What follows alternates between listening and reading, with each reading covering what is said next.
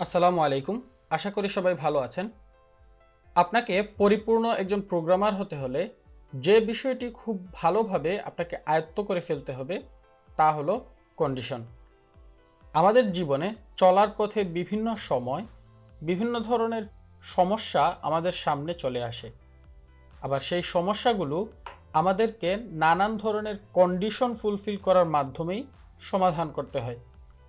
যেমন ধরুন, আপনি পরীক্ষায় পাশ না করলে আপনার বাবা আপনাকে বাড়ি থেকে বের করে দিবেন।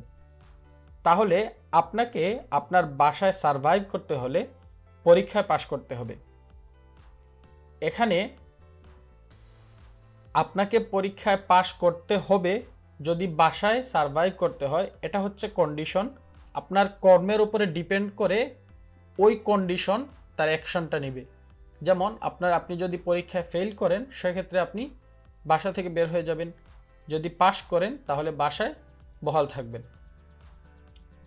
আমরা জাভাস্ক্রিপ্টে বিভিন্ন ধরনের কন্ডিশন ব্যবহার করে থাকি, তবে প্রায় সবগুলো মেজর প্রোগ্রামিং ল্যাঙ্গুয়েজেই সবচেয়ে বেশি যে কন্ডিশনাল স্টেটমেন্ট ব্যবহার করা হয় তা হলো ইফ কন্ডিশন। তো এই ভিডিওর মধ্য দিয়ে আমরা জাভাস্ক্রিপ্টে কন্ডিশন নিয়ে কিভাবে কাজ করতে পারি তা পর্যায়ক্রমে শিখে ফেলব। তো আমরা প্রথমেই জেনে ফেলব ইফ কন্ডিশন সম্পর্কে। আপনাকে ইফ কন্ডিশন ক্রিয়েট করতে হলে যে সিনট্যাক্সটা ফলো করতে হবে তা হচ্ছে, প্রথমে আপনাকে লিখতে হবে ইফ, তারপরে আপনাকে দিতে হবে একটি ফার্স্ট ব্র্যাকেট, তারপরে আপনাকে দিতে হবে একটি সেকেন্ড অথবা কার্লি ব্রেস যেটাকে বলে, বা সেকেন্ড ব্র্যাকেটও বলতে পারে। সো এটা হচ্ছে আপনার ইফ কন্ডিশনের সিনট্যাক্স। এখন এখানে কোথায় কি ব্যবহার করবেন, যেমন এখানে এটার ভেতরে আপনাকে দিতে হবে কন্ডিশন। ঠিক আছে, এটাকে আমরা কমেন্ট করি। এখানে দিবেন কন্ডিশন, এবং এই কন্ডিশনটা যদি আপনি ফুলফিল করতে পারেন তাহলে এটার ভেতরে আমরা বলে দিলাম যে অ্যাকশন। ঠিক আছে, সো এই হচ্ছে সিনট্যাক্স। এখন এটা দেখে একটু ভয় লাগতে পারে, সো এটা আমরা কমেন্ট করে দিচ্ছি পুরোটা, আবার আমরা নতুন করে প্রথম থেকে করব। সো ধরেন আমরা এরকম একটি কন্ডিশন তৈরি করতে চাচ্ছি যে বাংলাদেশে ছেলে এবং মেয়েদের বিয়ের জন্য একটি বয়স নির্ধারণ করে দেওয়া হয়েছে। এখন ওই অনুযায়ী আমরা আমাদের কন্ডিশনটা তৈরি করব। এখন কন্ডিশনটা আমরা কাদের উপরে চালাবো সেটা আমাদেরকে আগে নির্ধারণ করতে হবে। প্রথমে আমরা ভেরিয়েবল ক্রিয়েট করে নিব, কনস্ট। ধরেন এখানে আমরা দিলাম যে জেন্ডার, এখানে মেলও হতে পারে ফিমেলও হতে পারে, সো আমরা মেল দিয়ে দিলাম। এটা হচ্ছে আমাদের একটা ভেরিয়েবল। আমরা আরেকটা ভেরিয়েবল ক্রিয়েট করি এজ। সো এখানে আমরা যে কোনো একটা এজ দিতে পারি, ধরেন দিলাম 19। তো এই দুইটা বিষয়ের উপরে আমরা কন্ডিশন ক্রিয়েট করব। প্রথমে আমরা লিখলাম ইফ, তারপরে ফার্স্ট ব্র্যাকেট। ফার্স্ট ব্র্যাকেটের ভেতরে এখানে আমাদেরকে দিতে হবে হচ্ছে কন্ডিশন। সো কন্ডিশন কি হতে পারে, এখানে আমরা একটা কন্ডিশন দিতে পারি অথবা মাল্টিপল কন্ডিশন দিতে পারি। তো আমরা অলরেডি কন্ডিশন কিভাবে ক্রিয়েট করতে হয় তা কম্প্যারিজন অপারেটর এবং লজিক্যাল অপারেটরের মাধ্যমে দেখে ফেলেছি। এখন ওই কন্ডিশনগুলোকে রিয়েল লাইফে কিভাবে আমরা প্রোগ্রামে অ্যাপ্লাই করতে পারি সেটা আমরা এখানে দেখে ফেলব। সো ধরেন আমরা জেন্ডার দিয়ে প্রথমে যদি দেখি যে জেন্ডার, ঠিক আছে, জেন্ডার মানে এটা আমরা বোঝালাম যে এখানে একটা ভেরিয়েবল রয়েছে, সেটাকে আমরা এখানে নিয়ে আসলাম। এটা যদি সমান সমান কি হয়, মেল অথবা ফিমেল হতে পারে, সো আমরা মেল দিলাম। তারপরে এখানে আমরা দিলাম সেকেন্ড ব্র্যাকেট বা কার্লি ব্রেস। সো এখানে এটা দেওয়ার পরে আমরা এন্টার দিয়ে দিলাম, তাহলে এটা আমাদের জন্য একটা সুন্দর স্ট্রাকচার তৈরি করে ফেলবে। এখানে আমরা ধরেন কনসোল করে ফেলতে পারি, কনসোল, যে যদি এই জেন্ডারের ভেতরে মেল হয় তাহলে কি হবে, এখানে আউটপুট যে ইউ আর এ মেল। ঠিক আছে, সো এতটুকু আমরা দিলাম। দেওয়ার পরে যদি আমরা আউটপুটটা দেখতে চাই সেক্ষেত্রে আমরা নোড, তারপরে আমাদের ফাইলের নাম্বার অনুযায়ী 29 ট্যাব, এন্টার। সো এখানে আমাদের রেজাল্টে কি আসছে, ইউ আর এ মেল। যদি এখানে আমরা ফিমেল দিয়ে দিতাম তাহলে কি আসতো, আবার আমরা আপেরও এন্টার। এখানে কিছুই আসেনি। কেন আসেনি, কারণ এটা কন্ডিশন ফুলফিল করতে পারেনি। তো এখানে এই যে কন্ডিশনটা আসলে কিভাবে কাজ করে আরেকটু যদি ডিটেইলি বলি, এখানে এই কন্ডিশনদের মানে হচ্ছে এই জিনিসটা যদি ট্রু হয়, সো এখানে যদি আমরা সরাসরি ট্রু দিয়ে দেই, এটা হচ্ছে বুলিয়ান ডেটা টাইপ, সো সরাসরি আমরা ট্রু দিয়ে দিলে এটা কিভাবে আউটপুট দিবে, এন্টার, এই যে এটা ইউ আর এ মেল, মানে এটা আউটপুট দিচ্ছে রিয়াল। এখানে যদি আমরা ফলস দিয়ে দিই তাহলে এই যে এখানে কোনো আউটপুট আসেনি। সো তার মানে হচ্ছে এখানে এই যে আমরা কন্ডিশনটা ক্রিয়েট করব, এটা ট্রু হবে নাকি ফলস হবে তার উপরে ডিপেন্ড করে আমাদের কোডটা এক্সিকিউট হবে। সো আমরা যেটা দিয়েছিলাম প্রথমে হচ্ছে জেন্ডার। সো আমাদের উদ্দেশ্য হচ্ছে ধরেন আমরা বিয়ের বয়স হয়েছে কার হয়নি কার, এই জিনিসটা আমরা বের করব। সো প্রথমে ধরেন আমরা এখানে দিয়ে দিলাম যে জেন্ডার যদি ইকুয়াল মেল হয়, তারপরে আমরা মাল্টিপল কন্ডিশন ক্রিয়েট করব, সেটার জন্য আমাদেরকে লজিক্যাল অপারেটর ব্যবহার করতে হবে। সো আমরা এখানে স্পেস দিয়ে দিলাম এন্ড অপারেটর। এন্ড অপারেটর দিলে কি হবে, আমাদের দুই পাশের কন্ডিশন যখন ম্যাচ করবে তখনই হচ্ছে এর ভেতরে গিয়ে আউটপুটটা দিয়ে দিবে। সো এখানে আমরা দিয়ে দিলাম এজ যদি গ্রেটার দেন ইকুয়াল কত হয়, পুরুষের জন্য হচ্ছে 21। সো এখানে আমাদেরকে দুইটা কন্ডিশনই ফুলফিল করতে হবে যদি আমরা এটার ভেতরের আউটপুটটা পেতে চাই। সো আমরা যদি আবার চেক করে দেখি, এই যে এখানে কোনো আউটপুট নাই, কারণ এখানে কোনো কন্ডিশনই ম্যাচ করছে না। জেন্ডারের ক্ষেত্রে এখানে আমরা পাচ্ছি ফিমেল, আর এজের ক্ষেত্রে আমরা গ্রেটার দেন ইকুয়াল 21 পাচ্ছি না, লেস দেন পাচ্ছি, লেস দেনটা হচ্ছে 19। আচ্ছা, তাহলে আমরা আরও কিছু কন্ডিশন ক্রিয়েট করি, যেমন ধরেন আমরা আবার দিলাম জেন্ডার যদি ইকুয়াল ফিমেল হয় এবং এজ যদি গ্রেটার দেন ইকুয়াল কত হবে যেন 18। সো 18 আমরা এখানে এটার ভেতরে এখানে আউটপুটটা কি আসবে এই জিনিসটা আমরা এখানে দিয়ে দেই, যেমন congratulations you are eligible for marriage। ঠিক আছে, এখানে আমরা অল্টার জেড দিলে আমাদের লাইন ব্রেকটা হয়ে যাবে। সো এখানে আমরা দিয়ে দিলাম যদি আমাদের এটা ফুলফিল করতে পারে তাহলে এই আউটপুটটা আসবে, আর যদি এটা সরি এখানে আরেকটা জিনিস দিয়ে দিই।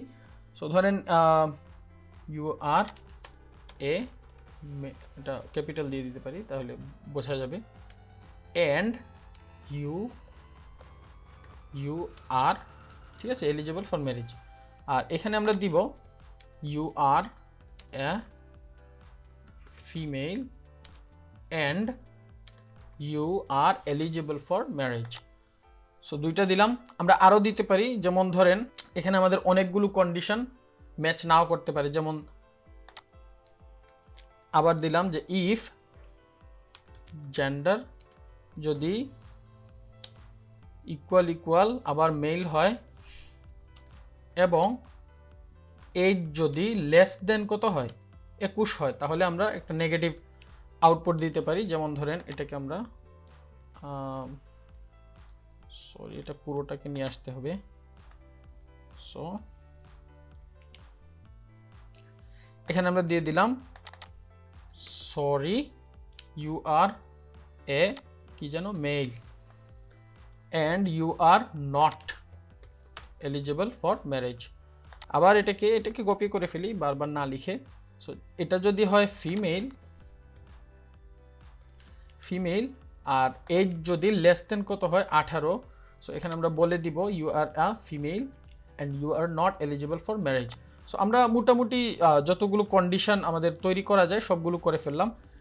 সিম্পলি করতে পারতাম, এখানে আমরা লজিক্যাল অ্যান্ড অপারেটরটাও ব্যবহার করেছি। সো আমরা এখন যদি চেক করি, এখানে congratulations you are a female and you are eligible for marriage. কেন আমরা একটু দেখি আমাদের এখানে কি কি ম্যাচ করেছে।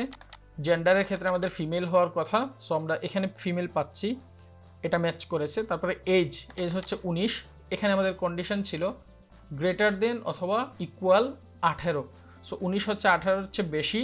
সো দুইটা কন্ডিশন যেখানে এসে ম্যাচ করেছে সেই আউটপুটটা আমাদের দিয়ে দিচ্ছে।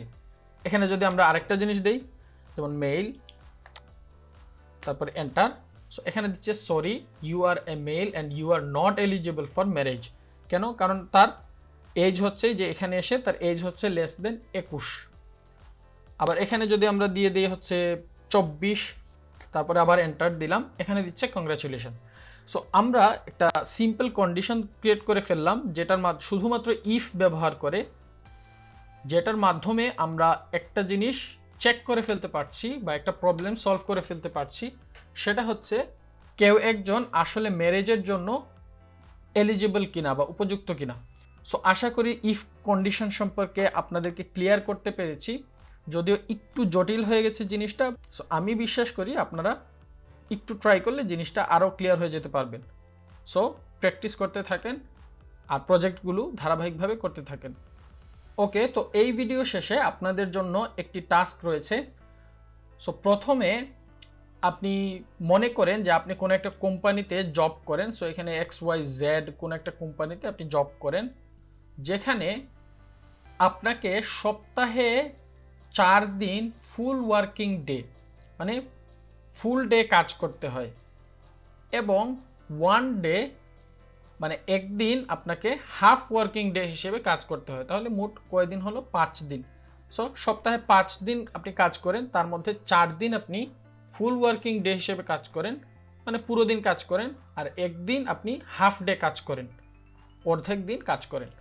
আচ্ছা, তারপরে আপনার ফুল ওয়ার্কিং ডে যেই দিনগুলোতে আপনি কাজ করেন সেগুলো হচ্ছে Sunday, Monday, Tuesday, Wednesday. So এই 4 দিন আপনি ফুল টাইম কাজ করেন, আর শুধুমাত্র বৃহস্পতিবার বা থার্সডে আপনি হাফ ডে হিসেবে কাজ করেন। আচ্ছা, তারপরে ফ্রাইডে এবং স্যাটারডে হচ্ছে আপনার হলিডে। সো এগুলো হচ্ছে আপনার কোম্পানিতে কাজ করার ধরন। আচ্ছা, এখন আপনাকে যে কাজটি করতে হবে, আপনি একটি ভেরিয়েবল লিখবেন, যে ভেরিয়েবলের নাম দিবেন টুডে। সেখানে আপনি কোনো এক বারের নাম অ্যাসাইন করে দিবেন স্ট্রিং হিসেবে। সেটা আজকের বারের নাম হতে পারে, অথবা যে কোনো বারের নাম আপনি টেস্টিং পারপাসে দিতে পারেন, এবং সবগুলো স্মল লেটারে দিবেন। এখানে যদিও প্রথমটা ক্যাপিটাল দেয়া আছে, সো আপনারা সবগুলো স্মল দিবেন ভেরিয়েবলের মধ্যে ভ্যালু হিসেবে। এখন আপনি একটি ইফ কন্ডিশন ক্রিয়েট করবেন, যেখানে আপনি কন্ডিশন হিসেবে আপনার যে ফুল ওয়ার্কিং ডেগুলো রয়েছে সেগুলো দিবেন, এবং সেগুলো যদি আপনার এই যে ভেরিয়েবলের যে টুডে নামে যে ভেরিয়েবলটা ক্রিয়েট করেছেন সেটাতে যে ভ্যালু আছে ওইটার সাথে যদি ম্যাচ করে, তাহলে আপনি আউটপুট হিসেবে দেখাবেন this is your full working day, work hard. তারপরে আপনি আরেকটি ইফ কন্ডিশন ক্রিয়েট করবেন, যেখানে আপনি হাফ ওয়ার্কিং ডেকে চেক করবেন। যদি আপনার ওই দিনটা হাফ ওয়ার্কিং ডে আপনি জানেন কোন দিন, সো ওই দিনটা যদি আপনার টুডে ভেরিয়েবলের ভ্যালুর সাথে ম্যাচ করে, তাহলে এটার আউটপুট আসবে this is your half working day, don't be lazy. তারপরে আপনি আরেকটি ভেরিয়েবল ক্রিয়েট করবেন, যেখানে যদি আপনার হলিডে হয়, আপনার 2 দিন হচ্ছে হলিডে, এবং ওই 2 দিন আপনি চেক করবেন, এবং আপনি হচ্ছে যা যা লজিক আপনার প্রয়োজন সেগুলো অ্যাপ্লাই করবেন, এবং সেটা যদি টুডে ভেরিয়েবলের ভ্যালুর সাথে ম্যাচ করে ফেলে, তাহলে আউটপুট আসবে this is holiday, enjoy the time with your family. So এই টাস্কটা করে ফেলবেন। ওকে, তারপরে আপনাদের এই ভিডিও শেষে যে কুইজটি থাকছে সেটি হলো, এই যেখানে বলা আছে can you create nested if condition in JavaScript, মানে আপনি জাভাস্ক্রিপ্টের ভেতরে নেস্টেড ইফ কন্ডিশন ব্যবহার করতে পারেন কিনা। তো আমি আশা করি আপনারা জানেন অলরেডি যে নেস্টেড জিনিসটা কি। যেমন ইফ কন্ডিশনের ভেতরে আপনি আরও কন্ডিশন ইউজ করতে পারেন কিনা। সো এটা আপনাকে নিজেকেই খুঁজে বের করতে হবে, গুগল করতে পারেন। সো নিচে কিছু অ্যান্সার দেওয়া আছে, আপনার কাছে যেই অ্যান্সারটি সঠিক মনে হবে নিচের কমেন্ট বক্সে কমেন্ট করে দিবেন। ওকে, তো এই ভিডিওটি এতটুকুই থাকবে। পরবর্তী ভিডিও দেখার আমন্ত্রণ রইল। আল্লাহ হাফেজ।